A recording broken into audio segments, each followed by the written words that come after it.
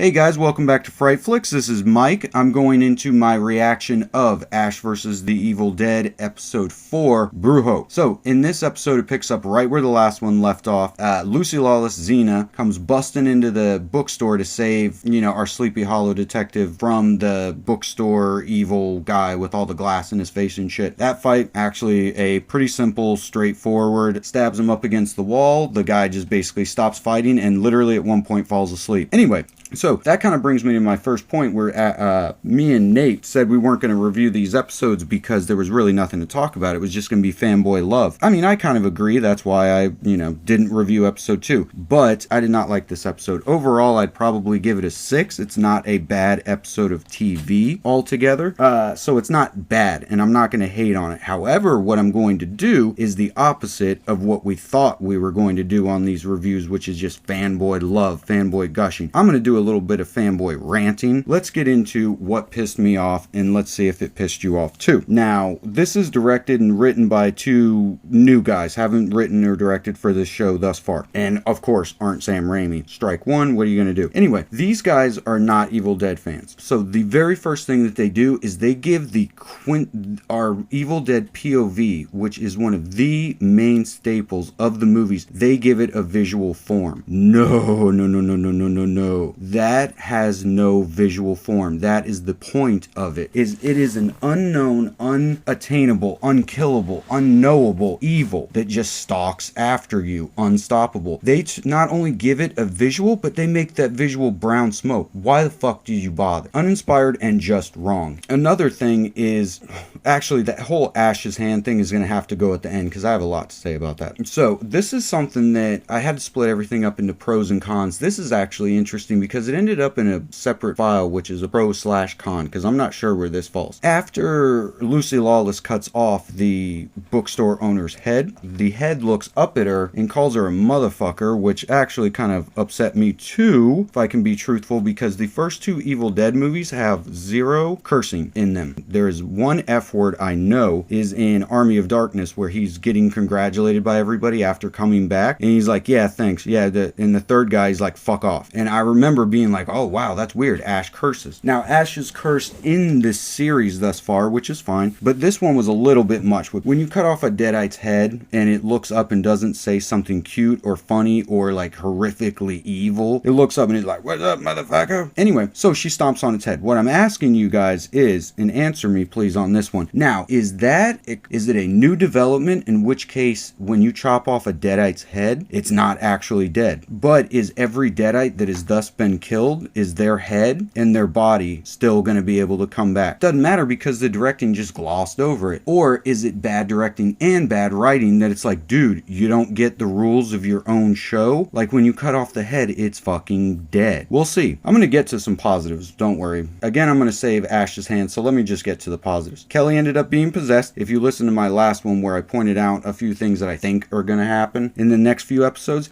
speaking of which, said this will happen in hopefully the next episode. This will happen throughout the season. Everything that I said was going to happen last episode happened in this one episode. And I'm not going to sit here and be like, oh wow, I told you guys. But Kelly is possessed. They pointed that out. Xena is the whatever. But like I said, Lucy Lawless gave that up. And Ash's hand fucking comes back. Again, that's going to be its own thing. Wait around for that. But it was cool to see Kelly possessed. The actress really pulled it off. The black eyes, the freakiness, the whole taunting us, the audience at least, between like, when is she going to show herself? When isn't she? And that, all very cool. As always, Bruce Campbell, Kelly, and Pablo, very good together, very good separately. They're totally charming, and this episode showed no matter how much writers or directors fumble, these guys will always bring their absolute A game, and I think they could be charming and funny in their fucking sleep. So that's good to know. High props to them. I am so excited about Pablo building a new hand for Ash out of an old Nintendo Powerglove, and that's a badass idea. Like, I can't wait to see that happen. Now, of course, one of the biggest pros of the episode was Ash's acid flashback. That was really fucking cool. One of my favorite things about it was the Ash Scarecrow men designs. Hopefully those come back, because we've never seen those in Evil Dead before, and those look really cool, but we only ever saw them like out of focus and just like surrounding Ash and being creepy. I want to see them motherfuckers up close, and I want to see Ash fight him. Hopefully that what I talked talked about, one of the things I mentioned last episode was that hopefully we get Evil Ash back. It would be really cool if we got like multiple Evil Ashes, like the little ones from Army of Darkness, all like grow to a bigger size and become these Scarecrow Ashes somehow. That sounds really cool to me. I'm ready for it. Bring them motherfuckers back. His lizard, which R.I.P. Lizard, whatever happened to him? They just kind of forgot he existed. But anyway, he comes back in the acid trip and talks to him and is like his spiritual guide through it. I love that little lizard. Hopefully he comes back. I love that the time going backwards was visually shown in Playboy issues going backwards. Fucking classic. I live in Florida, so that he wants to get to Jacksonville, Florida, which isn't far from me. It was like, that's awesome. I'm sorry, even just little things like that in an Evil Dead movie. It's like, woohoo, they mentioned a city that I've been to before in my life. 4-hour drive, and I'll be in Ash's favorite place in the world. That's how much I love this show. Is like, Jacksonville is now a cool city for me just because it's Ash's favorite city. I also really like this half nod reference. It's totally a reference to Wizard of Oz, where written in the clouds when the emotional demon breaks into his acid trip and writes "Surrender, Ash." Totally appreciated by me. So anyway, that's all the good stuff. There is some good stuff that has to do with the Ash hand thing, but overall, I've got to say that is the thing that really just like kind of set me off pretty bad. One, it was one of I've been so fucking excited about this. Ash fighting his hand is one of my favorite moments from one of my favorite movies, and they bungled the shit out of it. Again, just shows that either the writer, or I blame this on the director, is the director of this is not an Evil Dead fan. I don't care what he said in the interview to get the job. He watched all 3 Evil Deads the night before the interview and is like, yeah, I'm a fan. I know this part. No, he's not a fan. He totally visually disregards Ash's hand, which is one of the coolest things of the entire series. Seeing this come back should have been a huge fucking Lion King up on top of a mountain holding it up. Skies part. Instead, Lucy Lawless literally walks to her trunk, opens up her trunk, casually reaches in, pulls out a dirty washcloth, unwraps the hand and holds it up to the camera and is like, this is Ash's hand. Not only did that just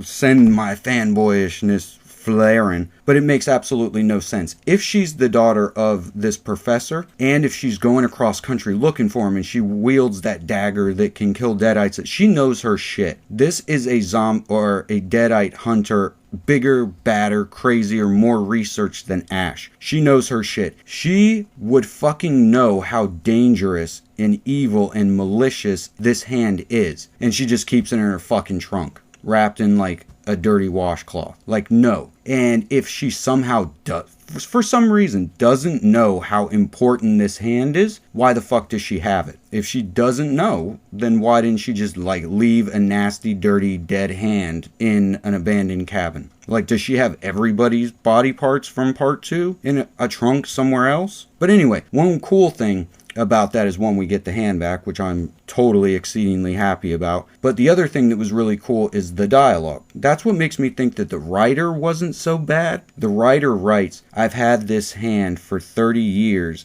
and it recently started twitching. That was what I was waiting for. I was like, that is so badass. Because I was wondering, it's like, that hand was such a little motherfucker that if it did just climb out of the cabin walls, it would be spending the last 30 years fucking people up. Like, this guy was an asshole. So it's just so cool that I guess if Ash is out of its radius, or the evil had left the cabin or whatever, it just became a dead hand. That's it. But now as the evil's returning and Ash is getting, the closer she gets to Ash, the more the hand starts to come alive. That is fucking awesome, and I cannot wait for Ash and his hand to like either reunite. As cheesy as it'll be, like, I can't help it, and this show would do it, and it would be hilarious and awesome if Ash and his hand did reconnect and somehow managed to literally reconnect themselves. But I would love to see that, because they were such good adversaries for that 10 minutes in Evil Dead 2 that I want to see them be friends and connected at the hip